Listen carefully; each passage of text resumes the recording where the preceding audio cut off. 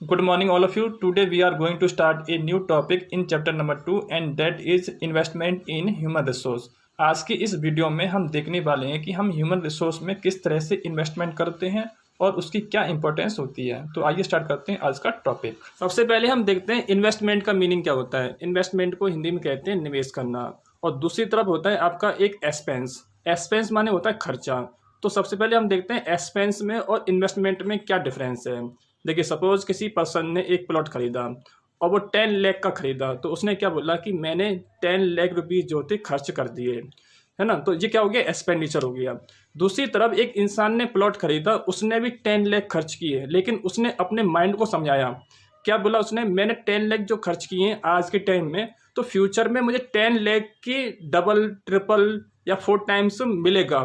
तो ये क्या होता है, इन्वेस्टमेंट होता है। इट मीन्स इन्वेस्टमेंट का मतलब होता है कि हम फ्यूचर में अधिक गेन कर सकेंगे, ऐसा सोच के खर्च करना, उसे हम कहते हैं इन्वेस्टमेंट करना। हमारा जो आज का टॉपिक है इन्वेस्टमेंट इन ह्यूमन रिसोर्स। तो ह्यूमन रिसोर्स के अंदर हम किस तरह से इन्वेस्टमेंट कर सकते हैं। तो ह्यूमन रिसोर्स के अंदर हम 3 तरह से इन्वेस्टमेंट कर सकते हैं। Investment in the form of education, investment in the form of health, investment in the form of training. 3 तरह से हम ह्यूमन के अंदर इन्वेस्टमेंट कर सकते हैं, और इन्हीं को हम कहते हैं ह्यूमन कैपिटल फॉर्मेशन। जब किसी इंसान में 3 तरह से इन्वेस्टमेंट किया जाएगा, उसको एजुकेशन अच्छी दी जाएगी और उसकी हेल्थ अच्छी की जाएगी और उसको ट्रेनिंग दी जाएगी, तो इस तरह से क्या होगा, एक ह्यूमन जो था वो ह्यूमन कैपिटल में फॉर्म हो जाएगा। तो इस प्रोसेस को क्या कहते हैं हम लोग, ह्यूमन कैपिटल फॉर्मेशन।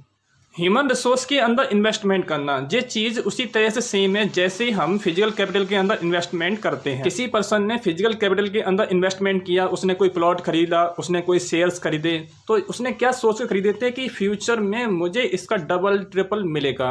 इसी तरह से किसी इंसान ने अगर ह्यूमन में इन्वेस्टमेंट किया है, उसको उसने एजुकेशन दी है, उसको हेल्थ दी है और उसको ट्रेनिंग दी है, तो क्या होगा, फ्यूचर में उसका भी डबल ट्रिपल मिलेगा। क्या होगा, फ्यूचर में उसकी जॉब लग जाएगी और उसकी इनकम हाई हो जाएगी। तो जितना इन्वेस्ट किया था हमने उसके अंदर, उसका हमें डबल ट्रिपल या उससे भी अधिक मिल सकता है। इसलिए हम कहते हैं कि ह्यूमन रिसोर्स में इन्वेस्टमेंट करना ये चीज़ उसी तरह सेम है जैसे हम फिजिकल कैपिटल में इन्वेस्टमेंट करते हैं। कुछ लोग तो ऐसा भी कहते हैं कि फिजिकल कैपिटल में इन्वेस्ट करने से अच्छा है कि आप ह्यूमन कैपिटल में इन्वेस्टमेंट कीजिए। आप बच्चों को पढ़ाइए, उनको एजुकेट कीजिए, उनकी हेल्थ अच्छी कीजिए, उनको ट्रेनिंग दीजिए।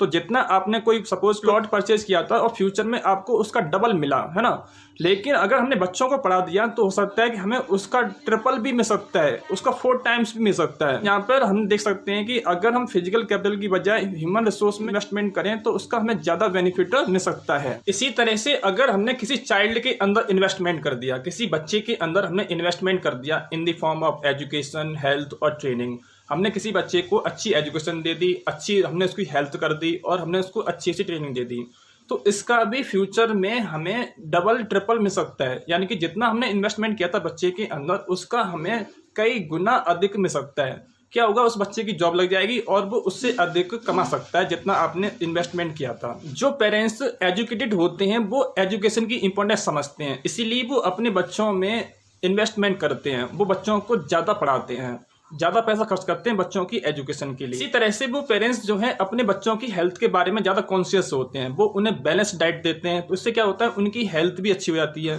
एक तो एजुकेशन अच्छी होगी, दूसरी हेल्थ भी अच्छी हो गई, और बाद में उनको वो ट्रेनिंग भी दिला देते हैं, यानी कि कोई वोकेशनल कोर्स करा देते हैं, जैसे कंप्यूटर सिखा दिया, है ना। तो इससे क्या होगा कि अब वो बच्चा जो परफेक्ट हो गया है, अब उस बच्चे के पास में तीनों चीज़ हैं, एजुकेशन भी है और उसके पास में हेल्थ भी है और उसके पास ट्रेनिंग भी है। तो अब उसकी जॉब लग जाएगी और वो काफ़ी गुना कमा सकता है। एजुकेटेड पेरेंट्स अपने बच्चों में अधिक इन्वेस्टमेंट करते हैं। क्यों करते हैं, क्योंकि उन्हें एजुकेशन की इंपॉर्टेंस पता है। इसी तरह से जब उनके बच्चे बड़े हो जाते हैं तो वो अपने बच्चों में इन्वेस्टमेंट करते हैं। तो इससे क्या होता है, एक साइकिल बन जाती है ना, और इसे हम कहते हैं वर्चुअस साइकिल। वर्चुअस का मतलब होता है एक अच्छी साइकिल, जीवन की अच्छी साइकिल बन जाती है। दूसरी तरफ जो पेरेंट्स गरीब होते हैं और जो पेरेंट्स पढ़े लिखे नहीं होते हैं, वो एजुकेशन की इंपॉर्टेंस समझते नहीं है, तो वो अपने बच्चों में इन्वेस्टमेंट नहीं करते, ना तो उनको एजुकेशन दिलाते हैं और ना ही उनकी हेल्थ के प्रति वो कॉन्शियस होते हैं।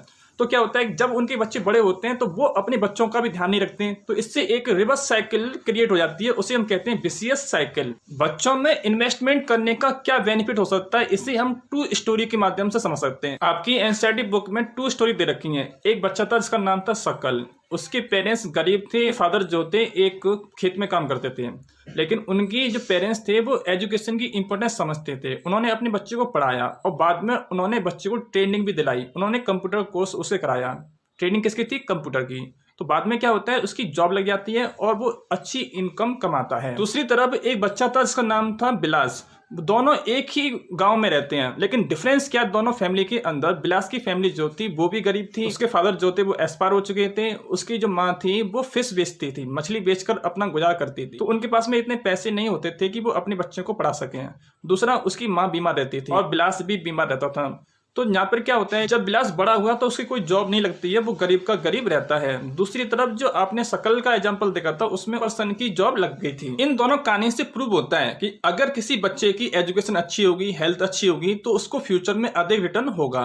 आपने बिलास का एग्जांपल देखा, बिलास जो था पढ़ा लिखा नहीं था, दूसरी उसकी हेल्थ भी सही नहीं थी, तो उसकी जॉब लग नहीं सकती है और वो गरीब का गरीब रहा। दूसरी तरफ शकल जो था, उसके पेरेंट्स ने एजुकेशन की इंपॉर्टेंस को समझा था, उसे पढ़ाया था और उसे ट्रेनिंग दिलाई थी। तो अब क्या हुआ, उसकी क्वालिटी जो थी वो अच्छी हो गई थी। जब उसकी क्वालिटी अच्छी हो जाएगी तो क्या होगा, उसकी जॉब लग जाएगी और वो फ्यूचर में अधिक कमाएगा। तो हम कह सकते हैं कि अगर हम ह्यूमन रिसोर्स के अंदर इन्वेस्टमेंट करें तो हमें फ्यूचर में उसका रिटर्न मिल सकता है। जितना हमने इन्वेस्टमेंट किया था उससे कहीं अधिक हमको प्राप्त हो सकता है, इसलिए ह्यूमन के अंदर इन्वेस्टमेंट करना चाहिए। ये बात आपके पेरेंट्स भी समझते हैं, इसलिए वो आपके अंदर इन्वेस्टमेंट कर रहे हैं। इन्वेस्टमेंट किस रूप में कर रहे हैं? एक तो आपकी एजुकेशन में और दूसरा हेल्थ में। एजुकेशन में इन्वेस्टमेंट कैसे कर रहे हैं? वो आपको स्कूल भेजते हैं। दूसरी बात तो वो आपकी हेल्थ के बारे में भी सचेत रहते हैं, कॉन्शियस हैं। वो आपको एक बैलेंस डाइट देते हैं और आपके स्पोर्ट्स का भी ध्यान रखते हैं। तो इससे क्या होगा, आपकी बॉडी मजबूत होगी और आपका माइंड अच्छा होगा। और रही बात ट्रेनिंग की, जब आप बड़े हो जाएंगे तो आपको कोई ट्रेनिंग भी दिला दी जाएगी। तो इससे क्या होगा कि आप एक बेस्ट रिसोर्स बन जाएंगे। और वो कौन सा रिसोर्स होता है? Human resource. और फिर आपकी जॉब लग जाएगी और आप फ्यूचर में अधिक कमा सकते हैं। अगर किसी बच्चे के पेरेंट्स ऐसा बोलते हैं कि आपकी पढ़ाई लिखाई में बहुत अधिक खर्च हो रहा है, तो आप उन्हें समझा सकते हैं कि नहीं, ये खर्चा नहीं है, ये इन्वेस्टमेंट है। आप हमारे अंदर इन्वेस्टमेंट कीजिए, हमारी पढ़ाई को अच्छा कीजिए और हमारी हेल्थ को अच्छा कीजिए और हमें ट्रेनिंग दिलाइए। हम फ्यूचर में आपको उससे अधिक रिटर्न करके देंगे जितना आपने हमारे अंदर खर्च किया था। हेल्दी और एजुकेटेड पर्सन जो होते हैं वो किसी भी कंट्री के लिए, किसी भी सोसाइटी के लिए असेट होते हैं। असेट का मतलब क्या होता है? प्रॉपर्टी होते हैं। देखिए, अगर किसी पर्सन की हेल्थ अच्छी है और वो किसी कारखाने के अंदर काम करता है तो वो लगातार काम कर सकता है। अगर किसी पर्सन की हेल्थ खराब है, एक दिन काम करने जाता है, दूसरे दिन काम पर नहीं जाता। हेल्दी पर्सन ही ज्यादा कंट्रीब्यूशन कर सकता है, वो ज्यादा काम कर सकता है। दूसरी तरफ एक अनहेल्दी पर्सन है, वो क्या कंट्रीब्यूट करे? वो कोई कंट्रीब्यूशन नहीं कर सकता क्योंकि उसकी बॉडी ठीक नहीं है, वो काम ही नहीं कर पाएगा। तो यहाँ पर हेल्थ की और एजुकेशन की और ट्रेनिंग की इंपॉर्टेंस ज्यादा होती है। और इसीलिए जिस पर्सन के पास में अगर तीनों चीज हैं तो वो किसी भी देश के लिए क्या होता है? असेट होता है, वो काफी काम की चीज होता है। क्यों होता है? क्योंकि वो उसके लिए अधिक कंट्रीब्यूशन कर सकता है। अब हम देखते हैं कि एक ह्यूमन रिसोर्स में इन्वेस्टमेंट करने का बेनिफिट क्या होता है किसी भी कंट्री के लिए, किसी भी सोसाइटी के लिए। अगर हमने ह्यूमन रिसोर्स के अंदर इन्वेस्टमेंट किया है तो उसका बेनिफिट किसी भी सोसाइटी को मिल सकता है। सोसाइटी को क्या बेनिफिट हो सकता है? जो पर्सन हेल्दी है, जिसके पास में एजुकेशन है और ट्रेनिंग है, वो पर्सन सोसाइटी के लिए अधिक कंट्रीब्यूशन कर सकता है और ऐसा पर्सन किसी भी देश के लिए अधिक कंट्रीब्यूशन कर सकता है। इससे हम एक एग्जांपल समझ सकते हैं।